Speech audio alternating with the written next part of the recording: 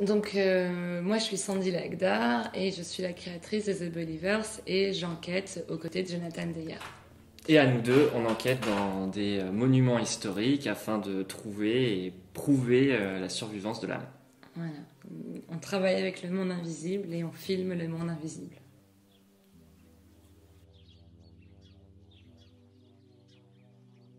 En tout cas, moi j'adore quand Sandy utilise les baguettes en laiton parce que je trouve que c'est le meilleur moyen en fait de faire entre guillemets une interview avec une conscience. Et sinon, j'avoue que la Spirit Box aussi, c'est quand même assez impressionnant quand tu poses des questions en temps réel et que tu as une réponse en temps réel qui est vraiment en réflexion avec ce que tu viens de dire.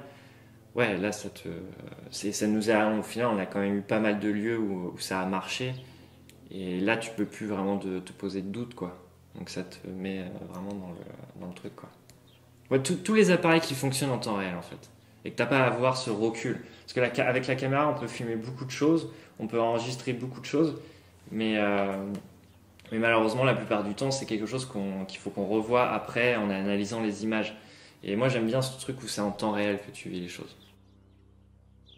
Mon appareil vraiment préféré que j'adore c'est la Spirit Box. J'adore l'utiliser. Au revoir. I know you're trying. Keep doing it. It's a very good thing. Hey man. You say hey man. Ensuite, il y a les baguettes en laiton, mais disons que voilà, elle fonctionne vraiment avec moi et tout. Mais après, là où je suis toujours le plus impressionnée quand ça fonctionne, c'est les pods.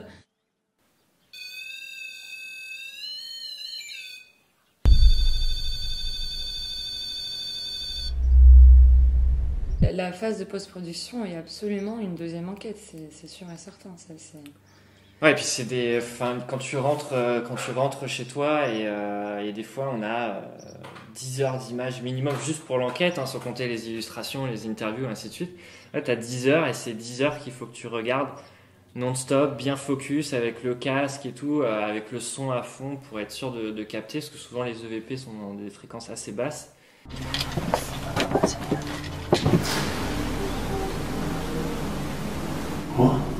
Et donc oui, c'est vraiment une deuxième enquête. C'est que quand on ressent les choses, c'est sûr que c'est des choses qui sont beaucoup plus intenses. Et on le dit souvent, c'est que notre corps fait partie de l'expérience. Malheureusement, après, voilà, tout est à la caméra, on ne peut pas forcément faire vivre ça aux téléspectateurs. Et je t'assure qu'il y a certaines sensations que Sandy a vécues ou que moi j'ai vécues. Si on avait pu l'enregistrer, on prouvait quelque chose de très fort. Mais ce que j'ai vécu à Newton Park, où j'ai vraiment eu l'impression de me faire traverser. Oh man, non. Yeah, you okay? Putain, je viens de sentir un truc dans mon dos, je vous jure. J'ai jamais vécu ça de ma vie. C'est une sensation juste incroyable. Et si ça, j'avais pu l'enregistrer à travers n'importe quelle donnée, ça aurait été juste incroyable en matière de preuves. Mais non, on ne peut que le vivre et être le plus honnête possible quand on en parle, quand on essaie de le retranscrire. Mais il y a des fois, dans certains épisodes, on le dit face caméra, on est frustré parce qu'on sent l'énergie de la pièce palpable, on sent ces odeurs-là, mais on ne peut rien y faire. Oh. It's okay. Okay, thank you. J'ai comme l'impression qu'il y a quelque chose qui m'entoure, les gars. Ah ouais? Ouais, je suis sérieux. On peut pas l'amener réellement au téléspectateur. Moi, je sais que vous m'entendez. Vous êtes en train de vous poser des questions, il y en a peut-être qui sont pour, d'autres contre, peut-être que vous êtes en train de voter. Oh, la porte. Merci. Merci. Je tremble parce que j'ai peur, je vous l'avoue. J'ai peur. Parce que c'est angoissant, c'est des choses qu'on connaît pas. Je voulais juste revenir sur... tu parlais du phénomène que de temps en temps, on ressent les sphères lumineuses, même quelques secondes avant qu'elles arrivent vers nous. Et en fait, ça c'est marrant parce que c'est quelque chose qu'on s'est rendu compte à mesure. En fait, à fur et à mesure de faire le montage et de dérocher les images, je me suis retrouvé avec une combinaison de... j'ai trouvé plus de 15 fois Sandy, avant que la sphère arrive, elle se tourne. C'est-à-dire qu'il y a une première sensation. Et en fait, ça c'est quelque chose qu'on va un petit peu plus se développer sûrement dans les prochains épisodes, parce que c'est quelque chose qu'on a remarqué là, avec toutes nos analyses, on se rend vraiment compte qu'il y a un premier contact. Enfin, là, il y avait une sphère qu'on filme à un moment dans une église ou je ne sais plus quoi, et je me retourne une première fois, et là la sphère arrive. Donc ça veut dire qu'il y a quelque chose qui se passe dans l'air, il y a quelque chose qui se passe dans les fréquences, dans les ondes, dans les atomes, que l'on ne voit pas, mais en tout cas que notre corps ressent, comme une appréhension, comme un sixième sens, un septième sens, j'en sais rien. Mais en tout cas, il y a bien quelque chose qui se passe parce qu'aujourd'hui, on en a la preuve. On n'a pas juste une ou deux images.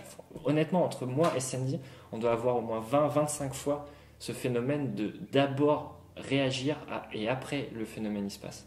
Et ça, c'est super intéressant. Good night, George. Hop, there you go. Oh yeah, I had the orb coming right here. Moi, je pense pas qu'on soit maître d'eux, mais je pense qu'il y a une vraie hiérarchie dans le monde invisible dont on n'est pas conscient, mais que ils sont tributaires de ces autorisations et de est-ce que nous on a le droit de savoir les choses, ce qu'on n'a pas le droit de savoir, et quand on en demande trop, c'est souvent là que la conversation elle coupe court. Les consciences intelligentes, ça nous on l'utilise ce terme de toute façon, et oui, parce que c'est pour ça aussi des fois que je pose entre guillemets des questions idiotes sur la Spirit Box, genre où est-ce qu'on se trouve, donc c'est pour savoir si on répond comme Lungon quand on est au château de comme Lungon, on sait que la conscience elle est intelligente, et c'est pour en contradiction avec les résidus du temps qui peuvent être un peu comme un disque rayé et quelque chose qui se répète, et ça tu peux pas interagir avec eux parce que ils sont finalement plus là, quoi. C'est comme si c'est un disque qui est rayé et qui repasse en boucle, mais qui fera pas attention à toi, pas attention à ce que tu dis, et qui répondra pas à ce que tu demandes. En fait, c'est même se poser la question, c'est est-ce que tu es à ce moment-là face à une conscience? The Believer, de toute façon, c'est la quête de notre vie, hein. On en est qu'au tout début et on sait qu'on a encore énormément de travail pour pouvoir avancer dans la recherche, faire comprendre notre message, faire passer notre message, et voilà, on sait que c'est la quête d'une vie, mais on l'a choisi, et on est content d'être là où on en est aujourd'hui.